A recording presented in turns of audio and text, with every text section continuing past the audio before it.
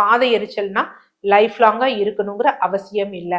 அடுத்து uric acid அதிகமாக இருக்கு அப்படின்னா ஃபர்ஸ்ட் சிறுநீரை பெருக்கி தள்ளுற மாதிரி நல்லா தண்ணீர் வந்து குடிச்சோம்னாலே இந்த யூரிக் ஆசிடானது இந்த எலும்புகள்ல பாதங்கள்ல தேங்காமல் யூரின் வழியா வெளியேறும்.